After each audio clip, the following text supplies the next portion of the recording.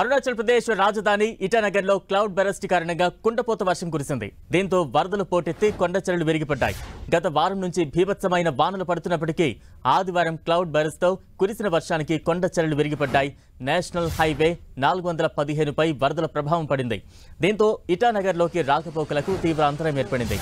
చాలా వాహనాలు రోడ్డుపై ఎక్కడికక్కడ నిలిచిపోయాయి.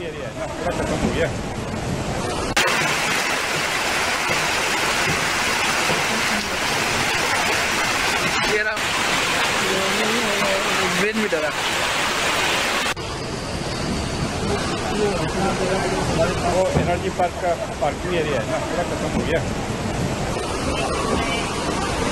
అరుణాచల్ ప్రదేశ్లోని ఈటానగర్లో కుంభవృష్టి వాన కురిసింది. ప్రస్తుతం ఆ దృశ్యాలు మనం చూస్తూ ఉన్నాం.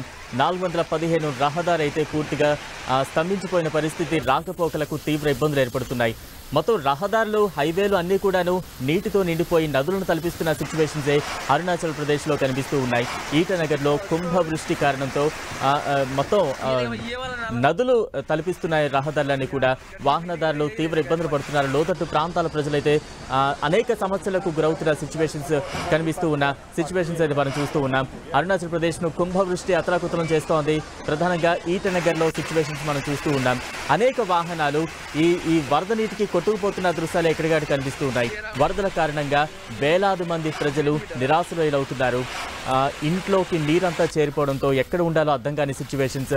రోడ్ల మీదకు వరద నీరు పెద్ద ఎత్తున చేరిపోవడంతో వాహనదారులు చాలా ఇబ్బంది పడుతున్నారు. ఈటానగర్కి రాకపోకలు పూర్తిగా స్తంభించిన సిచ్యువేషన్స్ కనిపిస్తున్నాయి. 415 జాతీయ రహదారి అయితే పూర్తిగా స్తంభించింది.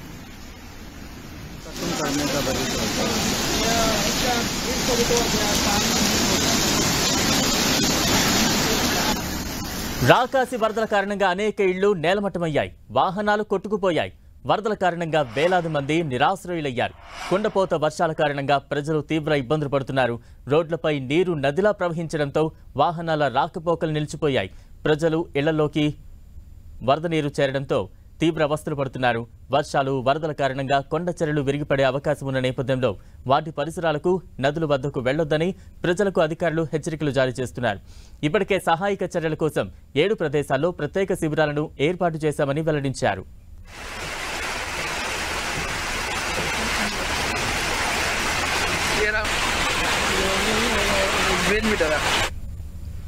అస్సాం రాష్ట్రాన్ని వరదలు ముంచెత్తాయి.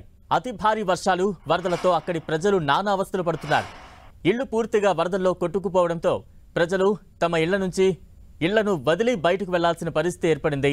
అస్సాంలో వర్షాల కారణంగా దాదాపు 10 జిల్లాల్లో 1,00,000 మందికి పైగా ప్రజలు నిరాశ్రయులయ్యారు.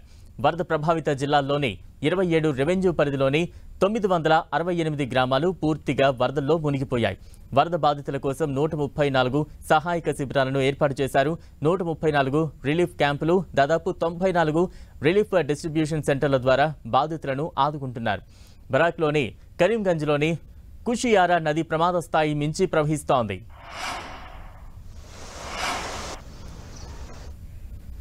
దేశ రాజధాని ఢిల్లీలో భారీ వర్షం కురిసింది. నిన్నటి వరకు ఎండ వేడిమితో ఇబ్బంది పడిన ప్రజలకు వర్షం ఉపశమనం కలిగించింది.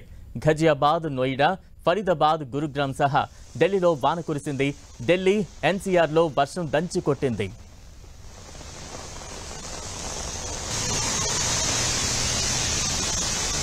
దేశ ఆర్థిక రాజధాని ముంబైలోనూ వాన బీభత్సం సృష్టించింది. బాంద్రా, మలార్, బోర్వలి, ములుండ్, థానే ప్రాంతాల్లో భారీ వర్షం పడింది. థానే, భివాండి, నవీ ముంబై సహా పరిసర ప్రాంతాల్లో మోస్తరు వర్షం కురిసింది. ముంబై నగరంతో పాటు శివారు ప్రాంతాల్లో రానున్న 3 రోజుల పాటు వర్షాలు కురిసే అవకాశం ఉందని వాతావరణ శాఖ ప్రకటించింది.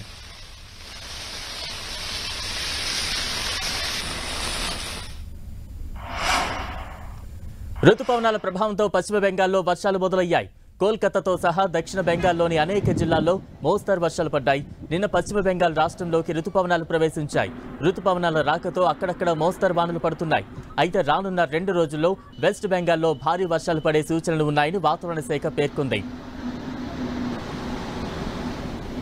దేశంలోని అనేక రాష్ట్రాల్లో భారీ వర్షాలు, వరదలతో జనం తీవ్ర ఇబ్బందులు పడుతున్న నేపథ్యంలో ఢిల్లీలో కేంద్ర హోంమంత్రి అమిత్ షా ఉన్నత స్థాయి సమీక్ష సమావేశం నిర్వహించారు. కేంద్ర జలశక్తి శాఖ మంత్రి సిఆర్ పాటిల్, హోంశాఖ సహాయ మంత్రి నిత్యానంద రాయ్, వివిధ మంత్రిత్వ శాఖల అధికారులు, హోం, జలవనరులు, నదులు, అభివృద్ధి, భూశాస్త్రాలు, పర్యావరణం, రోడ్డు రవాణా శాఖల కార్యదర్శులు, railway board chairman, national disaster management అధికారులతో ఈ మీటింగ్లో పాల్గొన్నారు. వివిధ రాష్ట్రాల్లో వర్షాలు, వరదల పరిస్థితిని అమిత్ షా అడిగి తెలుసుకున్నారు. రాబోయే రోజుల్లో భారీ వర్షాలు కురిసే అవకాశం ఉన్న నేపథ్యంలో ముందస్తు చర్యలపై పలు ఆదేశాలు జారీ చేశారు.